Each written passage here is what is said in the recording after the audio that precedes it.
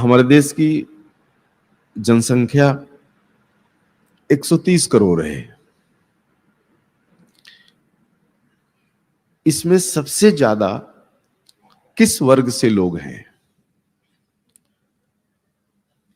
इस विषय पर दृष्टिपात करें तो हमें समझ में बात आती है कि सबसे ज्यादा इसमें गृहस्थ धर्म को धारण करने वाले लोग हैं। 130 करोड़ हमारी जनसंख्या है। औसतन 40-45 करोड़ के आसपास भारत देश में गृहस्थ जीवन धारण किए हुए लोग हैं, जिन्हें हम सामान्य बोलचाल की भाषा में कह सकते हैं कि हमारे देश में 40 करोड़ चूल्हे जलते हैं।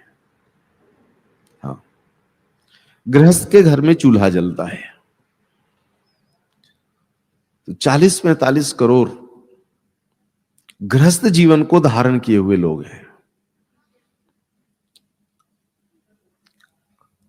जिन लोगों ने गृहस्थ धारण नहीं किया है उनकी संख्या बहुत कम है। लेकिन दूसरे देशों की तुलना में हमारे देश में जिन लोगों ने गृहस्थ धारण नहीं किया है उनकी संख्या भी अधिक है। दूसरे देशों से तुलना करें, सन्यासी जीवन, ब्रह्मचर्य जीवन,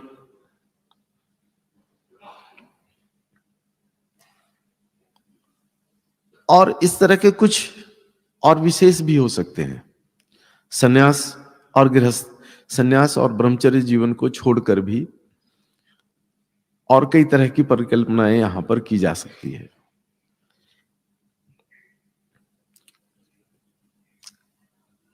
इस आंकड़े से स्पष्ट होता है कि भारत देश के लिए सबसे ज्यादा उच्च कोटि के गृहस्थी को तैयार करने की जरूरत है।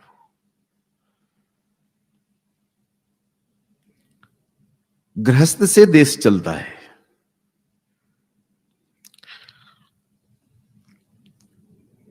नीति निर्धारण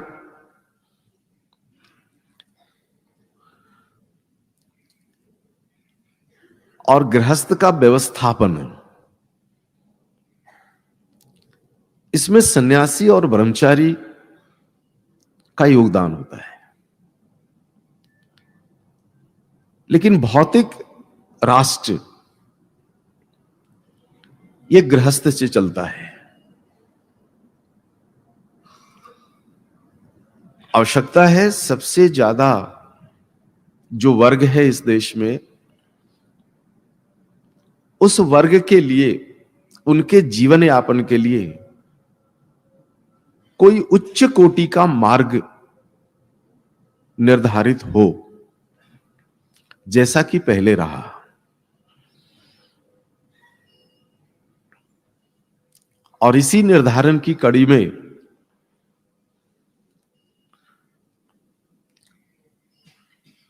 दो संस्थाएं रही, एक ऋषिकुल और एक गुरुकुल। दोनों में कोई बड़ा अंतर नहीं है, लेकिन अंतर स्पष्ट है। कुछ उदाहरण यदि हम रखें यहां पर, तो मुझे लगता है कि समझ आसानी से हमारी बन सकेगी।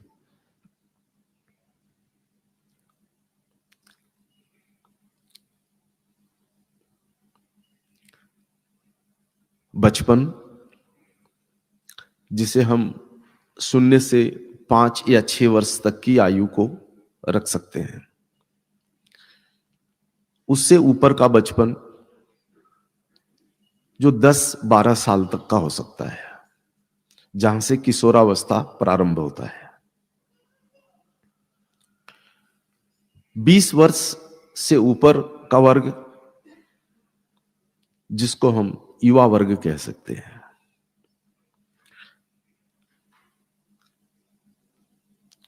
15 से 20 वर्ष का जो समय है वो युवावस्था का है। और इसके बाद फिर बुढ़ापा।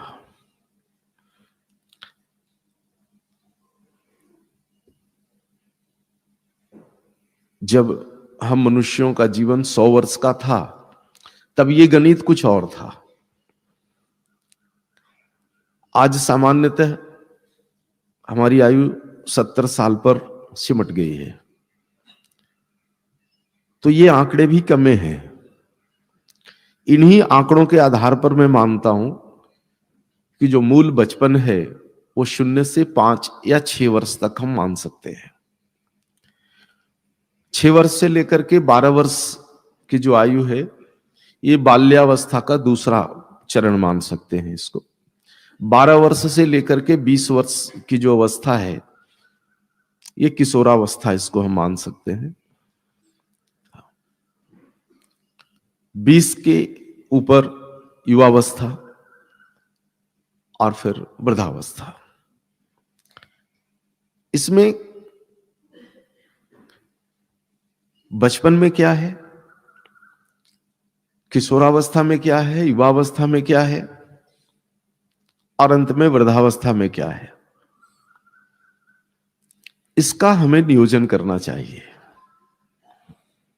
सामान्यतः यही होता है कि बच्चा जब 2.5-3 साल का हो जाता है, तब हम उसके लिए कोई स्कूल खोजने लग जाते हैं कि बच्चा 2.5-3 साल का हो गया है, अब किसी स्कूल में डाल दो। आप स्कूल ना मिले तो प्ले स्कूल में डाल दो, खेलने का स्कूल में डाल दो, और इसके बाद फिर उसकी स्कूली पढ़ाई शुरू होती है। लक्ष्य कुछ नहीं होता, बस पढ़ना है। एक ही लक्ष्य है, पढ़ना है और बहुत सारी डिग्री हासिल करनी है। डिग्री हासिल करते करते फिर नौकरी की तलाश हो जाती है कि नौकरी करना है। नौकरी करने के बाद पता नहीं कब बुढ़ापा जीवन में दस्तक दे जाता है, पता भी नहीं चलता, और कब हमें शरीर छोड़ना पड़ जाए इसका भी निर्धारण नहीं होता। यह सारा कुछ इसीलिए है क्योंकि हम अपने जीवन का नियोजन नहीं करते हैं। स्वयं के जीवन का नियोजन नहीं किया, कम से कम आने वाली पीढ़ियों के जीवन का नियोजन तो हमें करना चाहिए। आज का सत्र इसी विशेष पर है कि हमारा जीवन तो गया, निकल गया, सब कुछ हाथ से निकल गया, अब कुछ बनाने के लिए नहीं है। लेकिन आने वाली जो पीढ़ियां हैं, इनके जीवन का नियोजन हम कर सकते हैं। गर्भ से अगर उनका नियोजन हो, बहुत ही अच्छा। लेकिन यदि गर्भ से नियोजन ना भी कर पाए किसी कारण से, अज्ञानतावश, तो बाल्यावस्था से अगर उसका हम नियोजन कर लें, तब वह एक संपूर्ण गृहस्थ तैयार हो सकता है। भारत देश ही नहीं, संसार में जितने भी राष्ट्र हैं, इन सभी में वहां की जो उन्नति है, प्रगति है, इसके मूल में भौतिक रूप से गृहस्थ ही जुड़ा हुआ होता है। इसलिए जिस राष्ट्र में जितने उन्नत उच्च कोटि के गृहस्थ होते हैं, वह राष्ट्र उतना ही अपराध मुक्त होता है, बेरोजगारी मुक्त होता है और समृद्ध होता है। तो यह गृहस्थ जीवन समृद्धि का नींव है। हम अपने बच्चों के लिए एक ही लक्ष्य रखते हैं, खूब पढ़ेगा, खूब डिग्री हासिल करेगा और अच्छी नौकरी करेगा। बहुत कम ऐसे लोग होते हैं जो अपने बच्चों के लिए नौकरी को लक्ष्य नहीं रखते। हमारी जो समझ है इस समझ को यहीं पर एक मोड़ देने की जरूरत है। 0 से लेकर 5 से 6 वर्ष तक का जो समय है, जो मूल बाल्यावस्था का समय है, चिकित्सा शास्त्र के दृष्टिकोण से यह समय शरीर में प्रतिरोधक क्षमता को उत्पन्न करने का समय है।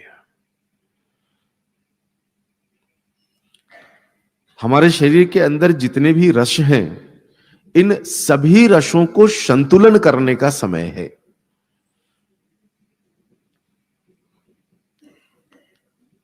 इसलिए यह जो समय है, बच्चों को खेल के लिए छोड़ देना चाहिए।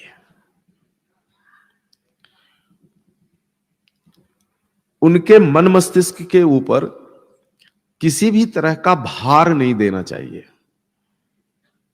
6 वर्ष तक छोड़ दो, पंच महाभूतों के साथ खेलने के लिए छोड़ दो, मिट्टी जल अग्नि वायु आकाश के लिए छोड़ दो खेलने के लिए। हमारी थोड़ी समझ की कमी के कारण हम बच्चों को उनके बाल्यावस्था में पंच महाभूत, पांचों महाभूतों के साथ नहीं छोड़ते, कृत्रिम संसाधनों के साथ छोड़ देते हैं, प्लास्टिक के साथ छोड़ देते हैं, प्लास्टिक के खिलौनों के साथ छोड़ देते हैं। एक सोच बदलने की जरूरत है कि बच्चों को मिट्टी के साथ छोड़िए, उनका बाल्यावस्था जल के साथ छोड़िए, अग्नि के साथ छोड़ो, वायु और आकाश, खुले आकाश में उनको बढ़ने दो। 6 वर्ष पूरे होने के बाद जो 12 वर्ष का समय है, इस 12 वर्ष 6 से 12, 6 साल का जो ये समय है, बाल्यावस्था का जो दूसरा चरण है, इस चरण में बच्चा अपने मां पिता, सगे संबंधी और वह जिस समाज में रहता है, उस समाज से और उस राष्ट्र से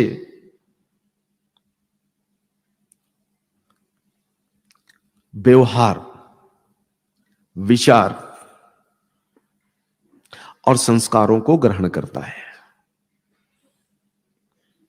इसलिए यह जो समय है 6 वर्ष से लेकर 12 वर्ष का, इस समय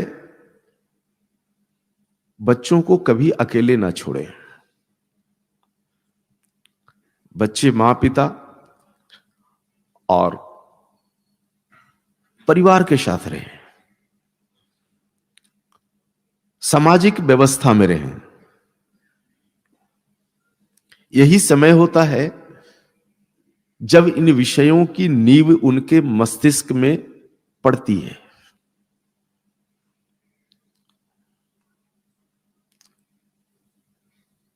कुछ साल पहले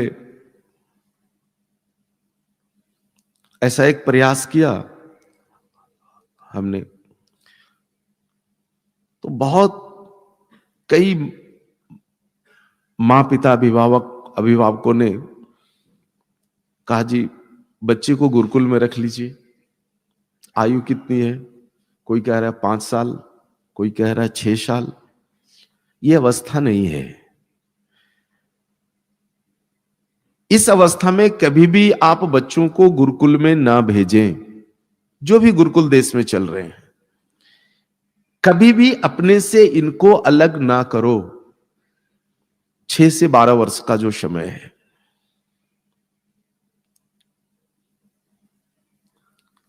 12 वर्ष गृहस्थी में रहते हुए बच्चा अगर पूरा कर लेता है, तब लगभग उसके जीवन में जितने भी मोड़ आने वाले हैं, इन सभी को वह अपने मां पिता से, अपने भाई बहनों से, दादा दादी से, नाना नानी से ग्रहण कर लेता है। प्रस्तुतिकरण नहीं कर सकता, लेकिन ग्रहण कर लेता है, और इसी ग्रहण के नींव पर उसके आगे का पूरा जीवन होता है।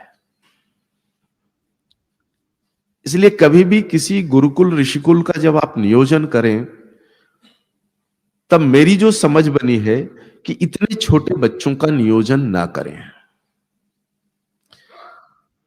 यही समय होता है परिवार में रहते हुए परिवार को समझने और उसको जीवन में उतारने का। 12 वर्ष के बाद जो नींव आपने डाली है उस बच्चे के विचार में, उसके संस्कार में, उसी नींव को लेकर वह ज्ञान को धारण करेगा।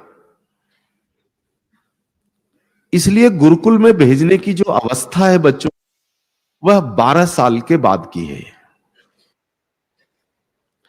12 वर्ष पूरा होने के बाद उन्हें मां बाप की जरूरत नहीं, बल्कि गुरु की जरूरत पड़ती है, या ऋषि समकक्ष ऐसे लोगों की जरूरत पड़ती है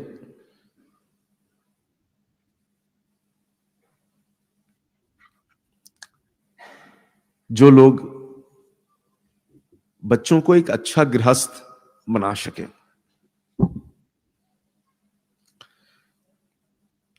इसलिए गुरुकुलों का या ऋषिकुलों का जो नियोजन है वह 12 वर्ष के बाद होना चाहिए।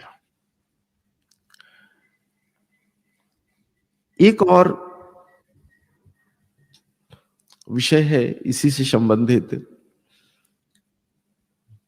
पता नहीं इस सभा में मुझे यह रखना चाहिए या नहीं रखना चाहिए, मैं स्वयं निर्धारित नहीं कर पा रहा हूं, फिर भी मैं इस विषय को रखना चाह रहा हूं कि हमारे देश में अभी गुरुकुल शुरू करने की एक परंपरा बड़ी तेजी के साथ बढ़ी है।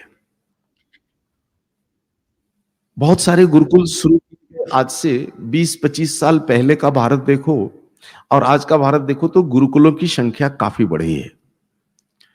भले ही उसका पूरा स्वरूप गुरुकुल का ना हो, लेकिन मन में गुरुकुल शुरू करने की, चलाने की, संचालन करने का जो भाव है, यह भाव बहुत तेजी के साथ बढ़ा है। और जहां जितना कुछ व्यवस्थापन का काम हुआ है उस आधार पर इसकी संख्या भी बहुत बढ़ी है।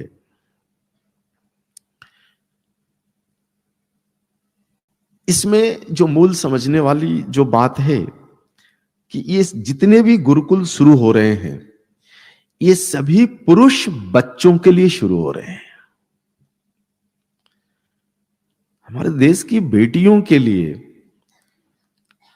गुरुकुलीय व्यवस्था की समझ और सोच अभी तक आ नहीं पाई है। ये बड़ा देखो विरोधाभास वाला विषय है, लेकिन कहीं ना कहीं हमें इसमें से कुछ ऐसे बिंदु निकालने पड़ेंगे जहां हम बालक और बालिकाओं को बिना भेद के बराबर का दर्जा देते हुए तैयार कर सकें।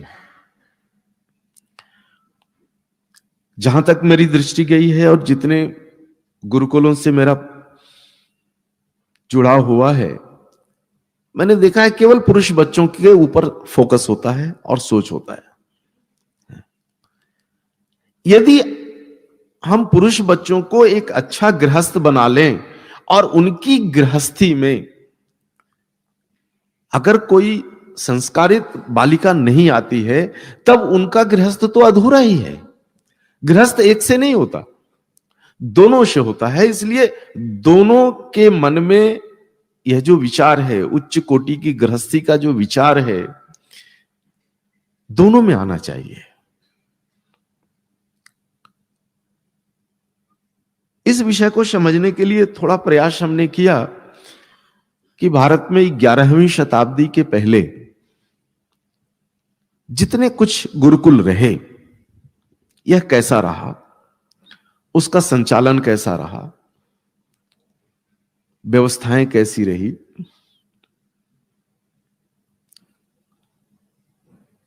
जो कुछ भी अवशेष बचा है, यह अवशेष कहता है कि गुरुकुल भी हुए और ऋषिकुल भी हुए, और इन दोनों में बालक और बालिकाओं को समान रूप से शिक्षा ग्रहण करने का, ज्ञान अर्जित करने का मौका दिया गया है। अलग से बिल्कुल नहीं रहा। कोई भी ऐसा ऋषिकुल, जितना मैंने दृष्टिपात किया है अपने पुराने इतिहास पर, उसमें कोई भी ऐसा गुरुकुल ऋषिकुल मुझे नहीं मिला जो केवल बालकों के लिए हो और केवल बालिकाओं के लिए हो। यहीं से हम चाहे तो इसको दो तरफ मोड़ सकते हैं, दो रास्ते निकाल सकते हैं, एक ऋषिकुल और एक गुरुकुल। गुरुकुल की क्या परिकल्पना हो सकती है और ऋषिकुल की क्या परिकल्पना हो सकती है।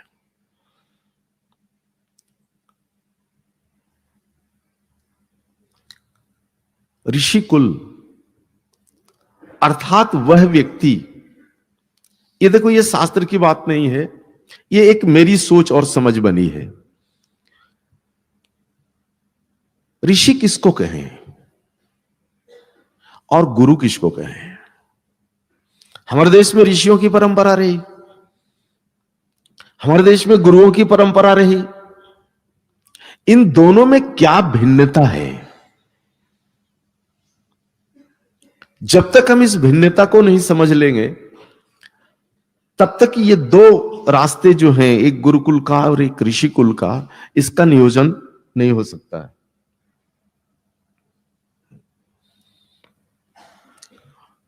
शास्त्रों में कहीं वर्णित नहीं है, लेकिन मेरी एक सोच बनती है कि हर व्यक्ति अपनी गृहस्थी में वह प्रकृति से जितना कुछ लेता है, जितना उपभोग करता है, इसके ऊपर गृहस्थ, गुरु और ऋषि तीनों का वर्गीकरण किया जा सकता है। उच्च कोटि का गृहस्थ वह है जो प्रकृति से जितना लिया है, प्रकृति का जितना उपभोग किया है, वह सब प्रकृति को वापस कर दे, अर्थात कर्ज मुक्त जीवन, जो आप लोगों ने गव्य पुराण में पढ़ा है कि हर गृहस्थी को कर्ज मुक्त जीवन जीना चाहिए। जितना कुछ हम अपने जीवन को चलाने के लिए मिट्टी तत्व का उपभोग करते हैं, जल, अग्नि और वायु, आकाश का जितना उपभोग करते हैं, इस सारा कुछ प्रकृति को वापस करना है। उच्च कोटि का गृहस्थ वह है जो अपनी गृहस्थी के अंतर्गत ही अपने क्रियाकलापों से प्रकृति का लिया हुआ सब कुछ प्रकृति को वापस करते हैं।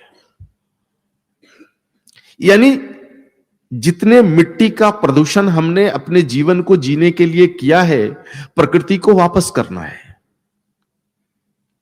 जितना जल का उपभोग हमने अपने जीवन में किया है, उतनी मात्रा में जल का शुद्धिकरण करके प्रकृति को वापस करना है। हमारे जीवन के लिए जितना कुछ अग्नि प्रज्वलित हुई है, सब वापस करना है। जितना श्वास हमने लिया है, प्राणवायु, और उस सांस को प्रदूषित करके कार्बन डाइऑक्साइड वायुमंडल को दिया है, उतने कार्बन डाइऑक्साइड को फिर से ऑक्सीजन में बदल के प्रकृति को वापस देना है। हमने आकाशीय छत में जितना समय बिताया है, उसका भी कर्ज निपटाना है। तो जो मात्र अपने जीवन का कर्ज निपटा देता है, वह उच्च कोटि का गृहस्थी है। ऐसी धारणा मेरी बनी है। क्योंकि शास्त्रों में मैंने बहुत ढूंढने की कोशिश की कि इसकी व्याख्या कहीं है क्या, कि कौन गृहस्थ है, उच्च कोटि का गृहस्थ कौन हो सकता है, संत किनको कह सकते हैं, गुरु को कैसे परिभाषित कर सकते हैं, ऋषियों को कैसे परिभाषित कर सकते हैं, कहीं मुझे मिला नहीं। तो हमने अपने मन में एक सोच बनाई, इसी सोच को आपके सामने रखने की कोशिश कर रहा हूं। यह कहां तक सही है मैं नहीं कह सकता, लेकिन मेरी सोच यहीं पर आकर के रुक गई है कि उच्च कोटि का गृहस्थ वह है जो प्रकृति के कर्ज से मुक्त है। तो प्रकृति के कर्ज से कैसे मुक्त हो सकते हैं हम? क्या हमारा सामर्थ्य है कि हमने जितने मिट्टी को प्रदूषित किया है उतने मिट्टी का शुद्धिकरण करके प्रकृति को दे दें? हमने अपने जीवन में जितना जल का उपयोग किया है, उपभोग किया है, इस सारे जल का शुद्धिकरण करके प्रकृति को दे दें? जितना श्वास हमने लिया है और वायु का प्रदूषण किया है, क्या हमारा सामर्थ्य है? क्या हमारे विज्ञान का सामर्थ्य है? क्या कोई ऐसा मशीन उपकरण बन सकता है जो मिट्टी का शुद्धिकरण कर दे, जल का शुद्धिकरण कर दे, वायु, अग्नि और आकाश का शुद्धिकरण कर दे? मैं भी विज्ञान का विद्यार्थी रहा हूं और विज्ञान को मैं जितना समझ पाया हूं उस आधार पर मैं कह सकता हूं कि यह मनुष्य के सामर्थ्य में नहीं है कि मनुष्य प्रकृति के चीजों को जितना उपभोग किया है प्रकृति को शुद्ध करके फिर वापस देते हैं। और इसी कारण से हमारे पूर्वजों ने हर गृहस्थी को गाय से जोड़ दिया, क्योंकि गाय यदि हमारे जीवन में आ जाती है, हमारी गृहस्थी में आ जाती है, तो हमारे बदले हमारा जितना भी प्रकृति के ऊपर कर्ज है इस सारे कर्ज को गाय चुका देती है। हम भोजन करते हैं, अनाज, फल, फूल, सब्जियां प्रकृति की शुद्धता को ग्रहण करके और प्रदूषित करके मलमूत्र के रूप में बाहर निकाल देते हैं। मिट्टी के इस प्रदूषण को कौन शुद्ध करेगा? यदि हमारी गृहस्थी में गाय है तो गाय अपने गोमय से मिट्टी का शुद्धिकरण कर देती है। यह पढ़ा है आपने विस्तार पूर्वक। जल का शुद्धिकरण गाय कर देती है। अब उसके तकनीकी बिंदु पर नहीं आऊंगा, नहीं तो बहुत लंबा समय लग जाएगा, लेकिन आप सभी इस ज्ञान से परिपक्व हैं कि प्रकृति का जो भौतिक शरीर है, जिन 5 तत्वों से बना है, इन 5 तत्वों का शुद्धिकरण मात्र प्रकृति में गाय ही कर सकती है। प्रकृति में मात्र गाय एक ऐसी प्राणी है जो कुछ भी खा ले उसके पेट में शुद्धिकरण का काम होता है। वो जो कुछ भी खाती है शुद्ध मिट्टी तत्व के रूप में, गोमय के रूप में बाहर निकालती है। तो गृहस्थी में यदि गाय है तो प्रकृति का जितना हमने नुकसान किया है इसकी भरपाई हमारे बदले गाय कर देती है। प्रकृति के ऊपर जो हमारा कर्ज है, श्वास का कर्ज, जल का कर्ज, मिट्टी का कर्ज, अग्नि, आकाश का कर्ज, ये सब गाय चुका देती है। तो इस आधार पर, इस शास्त्रीय सूत्र के आधार पर हम कह सकते हैं कि जिस गृहस्थी में गाय है वही संपूर्ण गृहस्थ है। यदि आपके हमारे जीवन में, परिवार में गाय नहीं है तो हम उच्च कोटि के गृहस्थ नहीं हो सकते, क्योंकि प्रकृति के कर्जे को हम चुका नहीं सकते और कर्ज वाला व्यक्ति कभी भी उच्च कोटि का नहीं हो सकता। मूल जो कर्ज है जीवन का वह प्रकृति का कर्ज है। और जहां तक मेरी समझ बनती है कि इसी कारण से हमारे पूर्वजों ने, हमारे पूर्वज ऋषियों ने बिना गाय के गृहस्थी की कल्पना ही नहीं की। यदि आप गृहस्थ हो तो आपके जीवन में गाय होनी चाहिए। मां, पिताजी, हम हैं, बच्चे हैं, सब हैं। यदि गाय नहीं है तो आप उच्च कोटि के गृहस्थ नहीं हो सकते, क्योंकि आप प्रकृति के कर्जदार हो, और कर्जदार व्यक्ति कभी उच्च कोटि का नहीं हो सकता।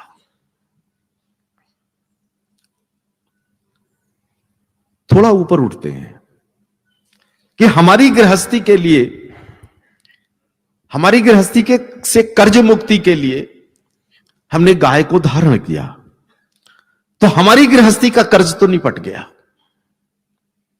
लेकिन आज के कर्ज को निपटाता है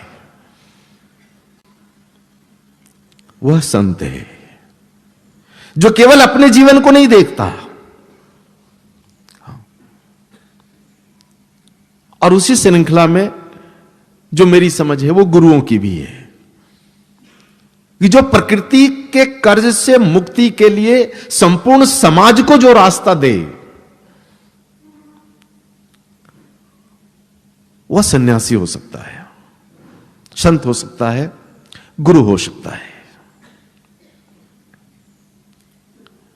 उसके पास इतनी गायें हो, इतनी गायें उसके पास हो कि उसके स्वयं का कर्जा तो चुके ही, साथ साथ समाज के बहुत सारे लोगों का के ऊपर जो प्रकृति का कर्ज है उसका भी निपटारा जो कर दे, वह सन्यासी, संत और गुरु की श्रृंखला में आ सकते हैं।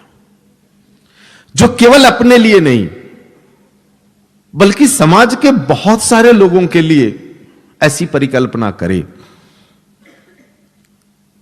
और इसी श्रृंखला में उससे ऊपर अगर हम उठते हैं तो जो संपूर्ण सृष्टि के संतुलन की बात को सोचता है, अपने जीवन में इंप्लीमेंट करता है, उन्हें हम ऋषि की श्रृंखला में रख सकते हैं।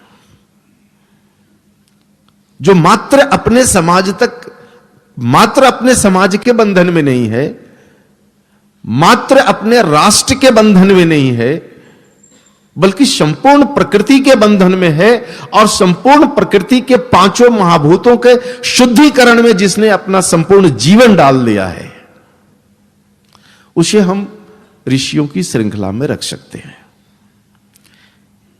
यह वर्गीकरण शास्त्रीय नहीं है, कहीं शास्त्रों में नहीं है, लेकिन यहां पर इस विषय पर सोचते सोचते यहां पर मैं रुक गया हूं कि आज के समय में इस वर्गीकरण के आधार पर यदि हम गृहस्थ को बनाने के गुरुकुल या ऋषिकुलों की स्थापना शुरू कर दें, तो आने वाले 50 या 100 वर्षों में हम भारत को उसी ऊंचाई पर ले जा सकते हैं जिस ऊंचाई पर मुगलों के पहले का भारत था।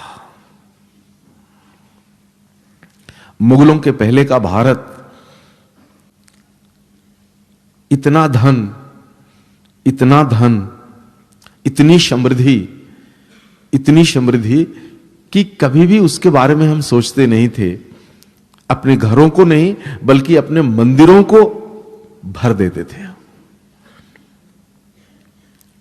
और देखो, कहीं ना कहीं यह विचार हमारे रक्त में आज तक घुला हुआ है। बस जरूरत है इस विषय पर एक सोच समझ तैयार करने की और इसका इंप्लीमेंटेशंस करने का। यहीं से आप इन दोनों विषयों का वर्गीकरण कर सकते हो कि गुरुकुल क्या हो सकता है और ऋषिकुल क्या हो सकता है। एक मेरा विचार, मेरा स्वयं का विचार यह है, कहीं शास्त्र के आधार पर नहीं है, मेरा विचार यहां पर रुक जाता है कि जिस गुरुकुल में किशोरावस्था के बच्चों को, अगर वह बालक है और उन्हें उनकी बहन का सानिध्य नहीं मिला, जो बालिकाएं हैं उनको उनके भाई का सानिध्य नहीं मिला, उनको 6 वर्ष के गुरुकुलीय शिक्षा के अंतर्गत कभी भी गृहस्थी को देखने का अवसर नहीं मिला, फिर भी एक अच्छे गृहस्थ कैसे हो सकते हैं?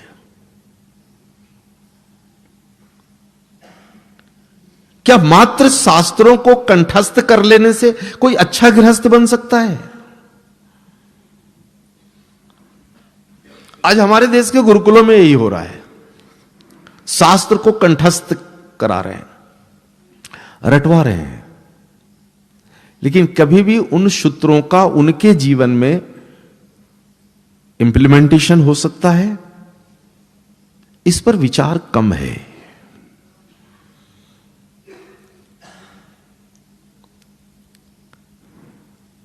तो हमें ऐसे गुरुकुलों के बारे में सोचना पड़ेगा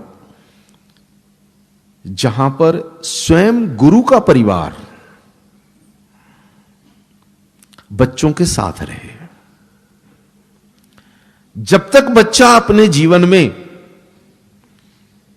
ये ज्ञान का जो स्तर है 12 साल से लेकर के 20 साल का जो है, जहां पर उसकी नींव रखी जा रही है, उस नींव में यदि उसने गृहस्थी को नहीं देखा तो 20 वर्ष के बाद जब वह गुरुकुल से बाहर निकलेगा, एक उच्च कोटि का गृहस्थ कैसे हो सकता है? वो जो धारण करने का समय है, उस धारण करने के समय में वह गृहस्थी से अपरिचित रहा है। गृहस्थी में सुख भी है, दुख भी है, झगड़े भी हैं, मनमुटाव भी है, हंसी भी है, रोना भी है, संपूर्ण भाव है। मनुष्य मात्र हंस के नहीं जी सकता है, और मनुष्य जीवन भर मात्र रो करके नहीं जी सकता। मनुष्य जीवन भर समृद्धि के साथ नहीं जी सकता। जीवन में कभी दीनता की भी जरूरत पड़ती है, गरीबी की भी जरूरत पड़ती है। तो ये गृहस्थी के जितनी भी सीढ़ियां हैं, गरीबी, अमीरी, हंसना, रोना, खुशी, दुख, इन सारे बिंदुओं को यदि वह अपने आयु के 12 से 20 वर्षों के बीच नहीं देखता है, देखने का अवसर नहीं मिलता है, तो 20 वर्ष के बाद वह गुरुकुल से निकलने के बाद जीवन के इन पड़ावों को कैसे पार करेगा? इस विषय पर सोचते सोचते हमने कोशिश की 11वीं 12वीं शताब्दी के पहले के गुरुकुलों के प्रबंधन नियोजन पर, तो कुछ चीजें समझ में आती है कि भारत में गुरुकुल कम, ऋषिकुल ज्यादा हुआ करते थे। ऋषिकुलों की परिकल्पना ऐसी होती थी कि ऋषि का परिवार, इसलिए आप देखो भारत में अभी तक जितने नामों में ऋषि शब्द जुड़ा हुआ है, ये सभी गृहस्थ धर्म से हुए हैं। ब्रह्मचारी नहीं हुआ है कोई, सन्यासी नहीं हुआ है कोई, ये सभी गृहस्थ से आए हुए लोग हैं। तो एक ऋषि, ऋषि का परिवार, और उस परिवार में दूसरे गृहस्थ के बच्चे रहते हुए जो विद्या अध्ययन कर रहे हैं, ज्ञान अर्जन कर रहे हैं, ये तो ऋषिकुल है। कलयुग का एक सबसे बड़ा उदाहरण हम ले सकते हैं ऋषि शांदीपनि जी का। तो शांदीपनि जी अकेले नहीं थे, शांदीपनि जी का पूरा परिवार था, और उनके परिवार में, उनके परिवार के साथ जुड़कर, मिलकर, उनके परिवार को धारण कर श्री कृष्ण जी ने ज्ञान अर्जित किया। लगभग मेरी दृष्टि जहां तक गई है, जहां तक इतिहास के इन पन्नों को मैं ढूंढने की कोशिश मैंने की है, उसमें सारा कुछ ऐसा ही मिलता है।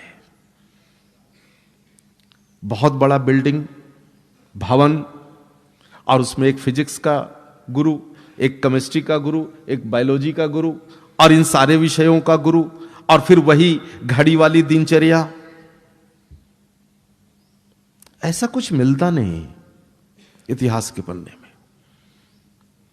ऋषि के गृहस्थी के साथ रहते हुए बच्चों के ज्ञान अर्जन का विषय जरूर मिलता है। इसलिए आज इस विषय को रखने की कोशिश मैंने की है कि ऋषि कुल एक अलग विषय है जो उच्च कोटि का गृहस्थ उत्पन्न कर सकता है। और जब ऋषिकुल से बच्चा निकलता है अपने जीवन को जीने के हर मोड़ को समझ करके, और फिर उसे लगता है कि उसको और किसी एक विषय में उच्च कोटि का ज्ञान चाहिए, तो वह गुरुकुलों का चुनाव कर सकता है, जहां पर उसने अपनी पूरी गृहस्थी को समझ लिया है, अपने पूरे जीवन को समझ लिया है, जीवन यापन के सारे संदर्भों को समझ लिया है, जीवन में दुख आता है कैसे निकलना, जीवन में बहुत समृद्धि और धन आ जाता है उसमें अपने आप को नियंत्रित करके कैसे रखना, सामाजिक संकट आ जाता है उससे कैसे निकलना, गृहस्थी के संकट से कैसे निकलना, गृहस्थी के अर्थव्यवस्था को कैसे समझना, समाज के अर्थव्यवस्था को कैसे समझना, और राष्ट्र के लिए अपना योगदान कैसे देना। इन सारे विषयों को वह 20 वर्ष की अवस्था तक समझ जाता है, जो उसका जीवन ऋषिकुल में गया है। तो यहां पर एक ही प्रश्न उठता है कि ऐसे व्यक्तित्व की कमी है हमारे देश में जो ऋषिकुलों का नियोजन कर सकते हैं। लेकिन कहीं ना कहीं हमें उच्च कोटि के गृहस्थ को बनाने के लिए ऐसे ऋषियों की खोज करनी पड़ेगी। और गुरुकुल हो सकता है इन सारे विषयों को समझने के बाद कोई एक दो या उससे अधिक विषय पर अपनी विशेषज्ञता हासिल करने की। फिर मैं एक उदाहरण रखना चाहूंगा यहां पर कि 12 वर्ष की अवस्था में आपने अपने बच्चे को एक ऐसे गुरुकुल में भेज दिया जिस गुरुकुल के परिवेश में कोई गृहस्थी वाला नहीं है। सारे गुरु 9 बजे आते हैं और अपना अपना घंटी लेकर के 5 बजे चल जाते हैं, और फिर बच्चों का जीवन गुरुकुलों के वार्डन के ऊपर होता है, और वह वार्डन भी अपनी गृहस्थी के साथ नहीं, नौकरी पेशे के हिसाब से रहता है। वो बच्चा कैसे समझ पाएगा कि मेरा विवाह होगा, मेरे जीवन में पत्नी आएगी, बालिका है तो पति आएगा, उसके साथ हमारा कैसे निर्वाह करना है।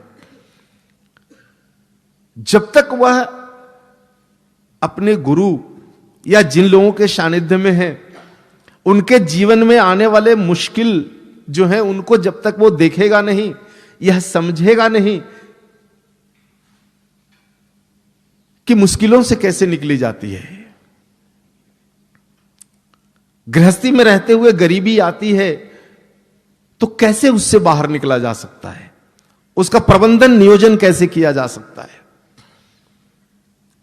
जब तक इन सारे विषयों को नहीं समझेगा वो, मुझे नहीं लगता कि वो एक संपूर्ण और एक अच्छा गृहस्थ हो सकता है।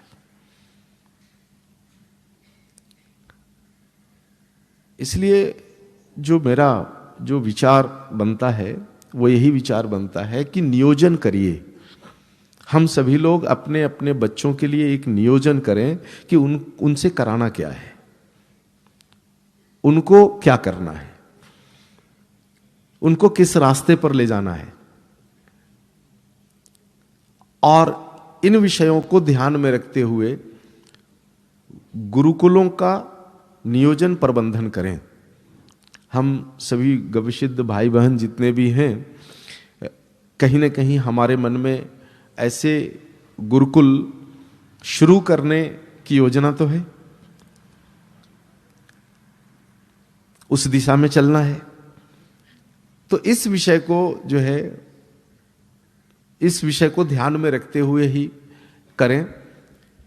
12 से 20 वर्ष की जो आयु है, इस आयु में आप जो बीज डाल दोगे, या बच्चा स्वयं जिस बीज को धारण कर लेगा, उसका पूरा जीवन उसी आधार पर चलेगा। सबसे मुश्किल का समय होता है 12 से 20 वर्ष का। यही उम्र होती है जब या तो बच्चा भटक जाता है या फिर बच्चा बन जाता है। कितनी ऊंची नौकरी लग जाए, कितना ऊंचा वो व्यापार अपने जीवन में खड़ा कर ले, लेकिन अंत में उस बच्चे का पाला गृहस्थी से ही पड़ता है, गृहस्थ धर्म से ही पड़ता है। और यदि उसमें वह कमजोर हो गया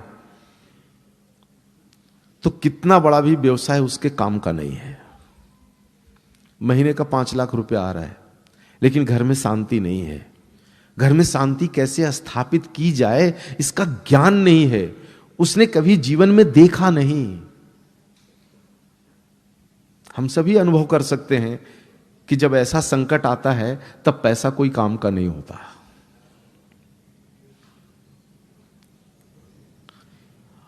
और देखो, हम सभी तो भारत के लोग जानते हैं पैसा तो माया है, आज है कल होगा, किसी को पता नहीं। आज हम करोड़पति हैं, कल हमारे हाथ में कुछ भी होगा किसी को पता नहीं। जैसे मृत्यु का पता नहीं होता, वैसे ही धन का पता नहीं होता कि अगले क्षण हम क्या होंगे। तो ऐसी परिस्थितियों से निकलने का जब तक उसके पास अनुभव नहीं होगा, तब तक सारी समृद्धि होते हुए भी वह अपने जीवन को पूरी तरह से संपूर्ण गृहस्थ के रूप में नहीं ला सकेगा। तो एक नियोजन अपने जीवन में बनाइए। और इस विषय पर ज्यादा बात नहीं करूंगा, इतना ही विषय सोचा था कि आपके सामने रखने की कोशिश करूं मैं इस सत्र में, कि गुरुकुल और ऋषिकुल, ये 2 शब्द आप अपने मन में बिठा लो। और कभी भी कोशिश कीजिए कि बच्चा आपकी गृहस्थी से निकलकर और एक उच्च कोटि के गृहस्थी में उसका प्रवेश हो, ताकि ज्ञान के साथ साथ वह गृहस्थ को पूरी तरह से समझ ले और धारण कर ले, और तभी वो जीवन में सुखी रह सकता है। सब कुछ होते हुए भी यदि मन और गृहस्थी में शांति नहीं है तो कोई काम का नहीं है। ना तो पैसा कोई काम का है और न ही ज्ञान कोई काम का है। और पैसा भी नहीं है और ज्यादा ज्ञान भी नहीं है, लेकिन गृहस्थी में अगर शांति है, चैन की नींद आती है, प्रकृति सुबह सुबह बिना अलार्म के उठा देती है, तो देखो इस जीवन का एक अपना आनंद है। हाँ, जिस प्रकार से प्रकृति में रहते हुए पशु पक्षी जिनके पास कोई साधन नहीं होता, ये सभी समय से उठ जाते हैं, समय से सो जाते हैं और संग्रह को विषय नहीं मानते। जो पशु पक्षी संग्रह को विषय नहीं मानते, क्या ये भूखे मर जाते?